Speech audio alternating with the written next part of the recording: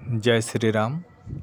मैं राजेश ठाकुर अपने अनुभव, अपने काल्पनिक विचारों के साथ आपके साथ साझा करता हूँ।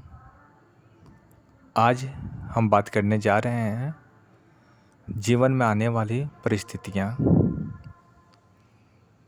कई बार ऐसा होता है कि हम ठगे हुए से महसूस करते हैं, जैसे किसी ने हमें ठग लिया हो। किसी की बातों पे हमने विश्वास किया और उसने उस विश्वास का फ़ायदा उठाया, चाहे वो आर्थिक स्थिति से हो, आपके मेहनत से हो, आपके ज्ञान से हो, कोई भी चीज़ हो सकती है। आप हमेशा इस बात का ध्यान रखें कि जब आपने किसी की मदद की तो आप ईमानदार थे। अगर कोई आपके पास आया और आर्थिक सहायता के लिए आपके पास गिड़गिड़ा रहा, स्थितियाँ कुछ ऐसी हैं कि आप उसे मना कर नहीं पा रहे हैं और हो सकता है कि आप मदद करने में सक्षम भी हों, लेकिन आप परिपूर्ण ना हों। आपको ऐसा लग सकता है कि इसे इतनी ज़रूरत है तो मैं मदद कर देता हूँ और कुछ दिनों के बाद में मुझे मेरी आर्थिक सहायता जो मैंने दी है वापस मिल जाएगी, तो मैं अपना काम कर लूँगा। आप मदद कर देते हैं और वो बंदा जो है आपसे सहायता लेकर आपको भूल गया, और जब आपकी बारी आई तो वो आपसे मिलना नहीं चाहता, आपसे बात नहीं करना चाहता। ऐसी परिस्थितियाँ ऐसी होती हैं जिसमें हम अपने आप को ठगा महसूस करते हैं। हमें समझ नहीं आता हमने जो किया था वो सही किया था या गलत किया था। विश्वास कीजिए, आपने जो किया वो बिल्कुल सही किया और उसने जो किया वो गलत किया। मन में आपकी आएगी इसकी सज़ा क्या होनी चाहिए, तो आप विश्वास रखिए, ऐसा कोई भी व्यक्ति जो किसी को उसके भावनाओं के साथ खेलकर उससे कोई चीज़ हासिल कर लेता है जो फिर नहीं लौट आता या फिर उसे आर्थिक नुकसान पहुंचाता है, वो व्यक्ति का हिसाब किताब वो परब्रह्मा, वो ईश्वर करते हैं। कई बार आपको ऐसा लगेगा कि ये व्यक्ति इतना क्रूर है, ये छल कपट करता है, ये साजिशें करता है, फिर भी इसके जीवन में इतनी शांति क्यों है? तो दोस्तों, ये भ्रम है। वो दिख रहा कुछ और, बट उसकी वास्तविक स्थिति कुछ और है। वो परेशान है, उसके पास कई ऐसे परेशानियां आ रही हैं जिसका समाधान उसके पास है ही नहीं। वो दर दर भटक रहा उसका समाधान पाने के लिए, लेकिन उसके विवेक शक्ति पे उसके अहंकार का पर्दा चढ़ा हुआ है। वो चाहे सोचना, बट उसका अहंकार उसे सोचने नहीं देता कि कभी किसी सज्जन के साथ उसने ऐसा किया है जिसकी सज़ा उसको मिल रही है। वो बीमार हो सकता है, उसे आर्थिक नुकसान हो सकता है,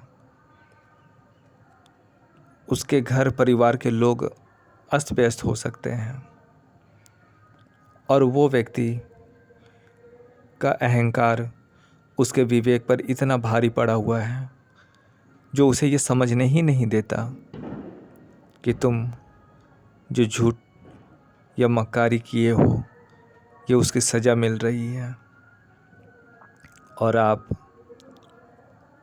जो ठगा हुआ महसूस कर रहे हैं, आप विश्वास कीजिए, ईश्वर आपको भी देख रहा। विपरीत परिस्थितियां आपके साथ भी आएंगी, लेकिन वो आपको टूटने नहीं देगा, वो आपको हाथ थाम लेगा। किसी न किसी माध्यम से, किसी न किसी तरीके वो अपना लेगा और आपको वहाँ से निकालने की पूरी कोशिश करेगा और आप निकल भी जाएंगे। हो सकता है थोड़ी देर के लिए आपको ये महसूस हो कि बहुत मुश्किल था, बहुत कठिनाई थी, बहुत तकलीफ़ में ज़िंदगी मेरी बीती, लेकिन मैं उससे धीरे धीरे बाहर निकल रहा हूँ। विश्वास कीजिए, आपकी उस परिस्थिति में जिसने भी आपका साथ दिया वो उस ईश्वर का ही हाथ था।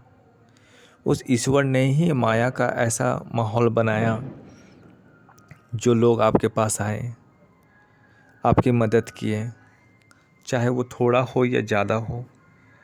मान लेते हैं आपको 1 लाख का नुकसान हो गया और आपको किसी ने 5,000 10,000 की मदद की। विश्वास कीजिएगा, वो मदद इसलिए होगा क्योंकि आप उस परिस्थिति को संभाल सकें। धीरे धीरे तो आप निकलेंगे। अगर वो ईश्वर बहुत ज़्यादा मदद कर दे तो ये भी एक अहंकार का कारण बन सकता है।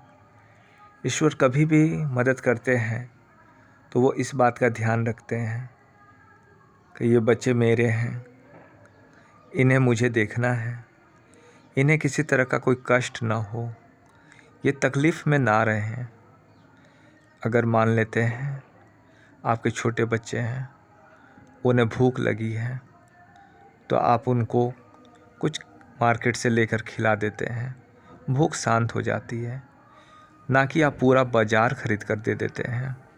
ईश्वर भी हमारा पिता है, सर्वे सर्वा है, वो भी हमारा ध्यान ऐसे ही रखते हैं।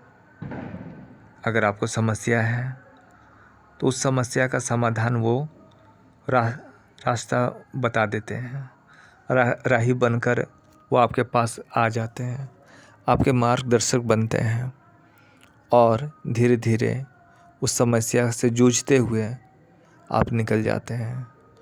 उनका उद्देश्य आपको मजबूत बनाना है, उनका उद्देश्य आपको उन विकट स्थितियों से बाहर निकालना है। उनका उद्देश्य ये भी है कि आप उस कठिनाई को महसूस करें, समझें, ताकि अगर कोई दूसरा उस स्थिति में फंसे तो आप उसकी मदद कर सकें। आप उसको बता सकें कि मेरे साथ भी ऐसी ही स्थितियाँ थी, मैं भी उन स्थितियों से लड़ा और आज उन स्थितियों के ऊपर मैंने विजय पाया है, मैं बाहर निकल गया हूँ। विश्वास कीजिए, अगर आप ऐसा सोचते हैं तो आप एक महान व्यक्ति हैं। अगर आप लोगों की मदद करते हैं, ये आपकी अच्छाई है।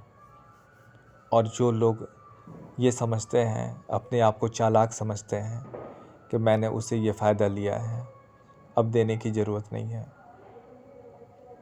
यकीन मानिए कई गुना ज़्यादा उनको इसका वापस ही करना होगा।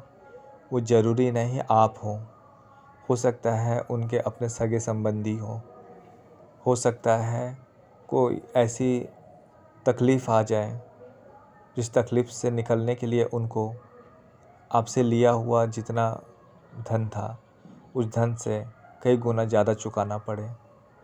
ये खेल है ईश्वर का, ये खेल खेलते हैं। वो समझाने की कोशिश करते हैं, गलत ना करो, गलत करोगे तो हर्जाना भरना पड़ेगा।